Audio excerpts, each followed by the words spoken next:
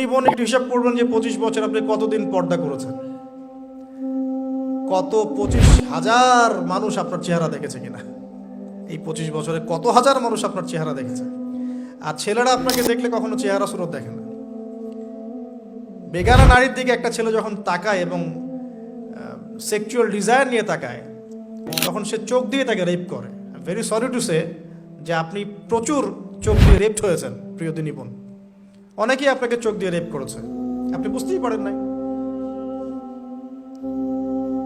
তো এই 25 ইয়ার্স আমরা অনেক কিছুই করেছি, অনেক কিছু করি নাই।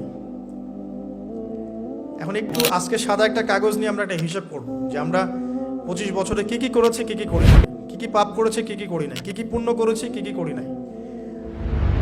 আমি আগে মনে করতাম যে একটা খালেস তওবা ইনশাআল্লাহ আল্লাহ পাক সব মাফ করে দিবেন। আসলে আল্লাহ পাক মাফ করেই দিবেন, কিন্তু ভিতর থেকে স্যাটিসফাই হতে পারবেন না আপনি। এখন যদি আপনি এখান থেকে আমার এই লেকচারটা শুনে আল্লাহর ওলি হয়ে যান এবং আপনি বড় মুহাদ্দিস, মুফতি, দিনের বড় দায়ী ইলাল্লাহ, বড় পলিটিশিয়ান, বড় ইঞ্জিনিয়ার, মানে যারা ওয়ার্ল্ডকে ইসলাম স্ট্যাবলিশমেন্টের দিকে নেতৃত্ব দিচ্ছেন, এমনও মানুষ যদি আপনি হয়ে যান, আপনি এই 25 বছরের ঋণটা শোধ করতে পারবেন না। এই 25 বছরের ঋণ আপনাকে প্রতিনিয়তই ভিতরে ধুকিয়ে মারবে আর কি, যেটা আমাদেরকেও মারে ভিতর থেকে। যে আমরা যদি আগে থেকে বিষয়গুলো বুঝতাম, যদি আরও আগে থেকে স্টাডি করতে পারতাম, আরও বেশি যদি আমি আলেম ওলামার সাথে মিশতে পারতাম, আরও যদি বেশি গভীরে যেতে পারতাম, তাহলে কতই না ভালো হতো। আমি আশা করি কথাগুলো আপনাদের কলিজায় পৌঁছাবে ইনশাআল্লাহ। এখন লাইফের এটা সবচেয়ে ভাইটাল পার্ট, এই সম্পর্কে আমি জাস্ট 2টা হাদিস বলে আস্তে আস্তে কনক্লুশনের দিকে যাচ্ছি। নবী সাল্লাল্লাহু আলাইহি ওয়াসাল্লাম বলছেন যে 7 শ্রেণীর মানুষকে আল্লাহ পাক কিয়ামতের দিনে আরশের ছায়া দিবেন। কত শ্রেণী ভাই? তার মধ্যে সেকেন্ড শ্রেণীটা হচ্ছে সেই যুবক নাশাআ ফি ইবাদাতিল্লাহি তাআলা, যে আল্লাহ পাকের ইবাদতে তার যৌবনকালটা কাটিয়ে দিয়েছে। এখনো বাকি আছে আপনার সামনে। যৌবনকাল কতটুকু? হয়তো 15 to 40। তার মানে এখনো 40 বা 50 বছর পর্যন্ত আপনার যৌবন টিকে থাকবে ইনশাল্লাহ, যদিও বা এই যুগে থাকে না আর কি। আমরা তো ফ্যান্টাসিতে ভুগি অনেক সময় 4টা বিয়ে। বাস্তবতা হচ্ছে এই যুগে একটাই ডিফিকাল্ট। একজনকে সন্তুষ্ট করে কি ডিফিকাল্ট। এখন সেই যুগ না তো। আমরা তো হর্স রাইড করি না, আমরা তো এক্সারসাইজ করি না, আমরা তো এখন অনেকে খেলিও না। আমরা ফাস্ট ফুড খাই, আমরা হাইজেনিক খাবার খাই না, আমরা আগেকার মানুষদের মতো অনেক কিছুই করি না। এনভায়রনমেন্ট নষ্ট হয়ে গেছে, পলিউশন আছে, সব মিলে এখন আমাদের যৌবন যে 50 বছর পর্যন্ত থাকবে, এটা নিশ্চয়তা দেওয়া যাচ্ছে না যদি আমরা বেঁচেও থাকি। আর কত যুবক যুবতী ভাই বোন যে যৌবনকালেই চলে যায় তার তো ঠিক নাই। প্রিয় দিনী ভাইয়েরা, আমরা আলোচনা করছিলাম যৌবন সম্পর্কে। এই বিষয়ে আমি 2টো হাদিস বলার নিয়াত করেছিলাম। তো প্রথমটা শুনিয়েছি মোটামুটি, সেটা হলো নবী সাল্লাল্লাহু আলাইহি ওয়াসাল্লাম বলেছেন যে কিয়ামতের মাঠে আল্লাহ রাব্বুল আলামিন যে 7 শ্রেণীর মানুষকে তার আরশের ছায়া দিবেন, তার মধ্যে 3য় শ্রেণী হচ্ছে সেই যুবক যে তার যৌবনকালটাকে আল্লাহর পথে উৎসর্গ করেছে বা কাটিয়ে দিয়েছে। আরেকটা হাদিস যেটা বলতে চাচ্ছিলাম সেটা হলো কিয়ামতের মাঠে 5টা প্রশ্ন হবে, স্পেশাল 5টা প্রশ্ন, যে 5টা প্রশ্নের উত্তর না দেয়া পর্যন্ত কাউকে ছাড়া হবে না। তার মধ্যে প্রথম প্রশ্নটাই হচ্ছে তোমার জীবন কোন কাজে কাটিয়েছো, এবং দ্বিতীয় প্রশ্ন হচ্ছে তোমার যৌবন কোন কাজে কাটিয়েছো।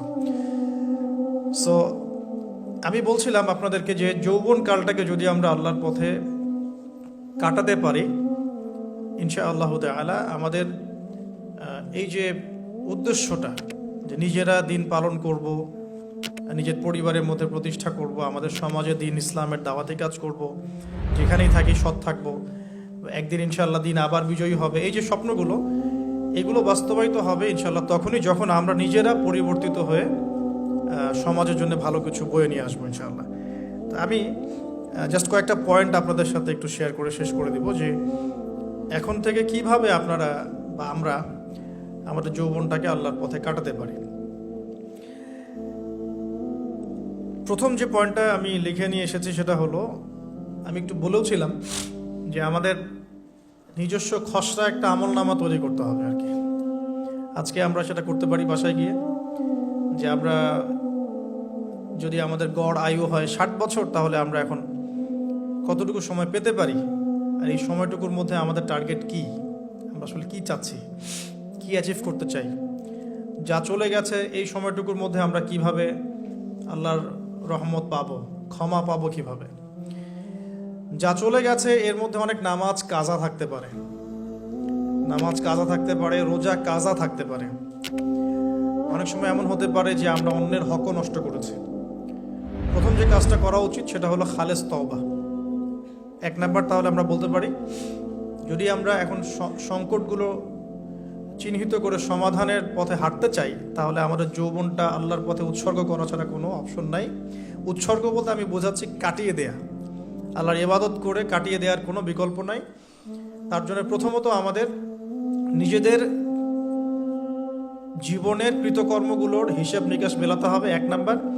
আর 2 নাম্বার হচ্ছে বিশুদ্ধ তওবা করে আল্লাহর পথে ফিরে আসতে হবে। বিশুদ্ধ তওবা কিভাবে করব এটা আমরা অনেকে বুঝি না। অনেকে মনে করি যে মুখ দিয়ে জাস্ট আস্তাগফিরুল্লাহ বললেই হয়তো তওবা হয়ে যায়। বিষয়টা এমন নয়। বিশুদ্ধ তওবা হচ্ছে আপনি আল্লাহর দিকে পরিপূর্ণ অভিমুখী হবেন, রুজু করবেন, এর নাম হলো বিশুদ্ধ তওবা।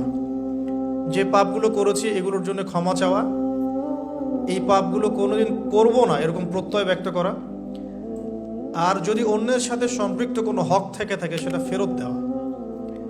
তো আমরা আজকে গিয়ে সুন্দর করে ওযু করে 2 রাকাত নামাজ পড়তে পারি। 2 রাকাত নামাজ পড়ে আমরা আল্লাহকে বলতে পারি যে আস্তাগফিরুল্লাহাল্লাযী লা ইলাহা ইল্লা হুয়াল হাইয়ুল কাইয়্যুম ওয়া আতুবু ইলাইহি। আল্লাহ, আমি আমার জীবনের এই যে একটা বড় সময় তোমার থেকে দূরে ছিলাম, নামাজ কাজা হয়েছে, রোজা কাজা হয়ে গেছে, চোখের হেফাজত হয় নাই, জিনা হয়ে গেছে নাউযুবিল্লাহ, মাদকের সাথে সম্পৃক্ত ছিলাম নাউযুবিল্লাহ, আমরা মিউজিক্যাল ইনস্ট্রুমেন্ট প্লে করেছি, ইত্যাদি ইত্যাদি। এগুলো থেকে আল্লাহ আমরা আজকে তোমার কাছে তওবা করছি, ক্ষমা চাচ্ছি, এবং আগামী দিনগুলোতে তোমার হুকুম আহকাম মেনে চলার তৌফিক চাচ্ছি। 2টো জিনিস খুব প্রয়োজন, একটা হলো তৌফিক, একটা হলো দোয়া। আপনার প্রচেষ্টা আল্লাহর কাছে দোয়া করতে থাকা এবং আল্লাহর কাছে তৌফিক কামনা করতে থাকা। আল্লাহ পাক যাকে ইচ্ছা তাকে তৌফিক দিয়ে থাকেন। আল্লাহ রাব্বুল আলামিন যাকে ইচ্ছা তাকে তৌফিক দিয়ে থাকেন। যে আল্লাহর কাছে যত বেশি চাইবে আল্লাহ পাক তত বেশি দিবেন ইনশাআল্লাহ। তো এই জন্য চেয়ে নিতে হবে, প্রথমত চেয়ে নেবেন যে আল্লাহ আপনি আমাকে তৌফিক দিন, যাতে করে আমি আমার পুরো জীবনটাকে আপনার ইবাদতে কাটাতে পারি, আরশের ছায়া পেতে পারি। আল্লাহ কবুল করুন, আমিন।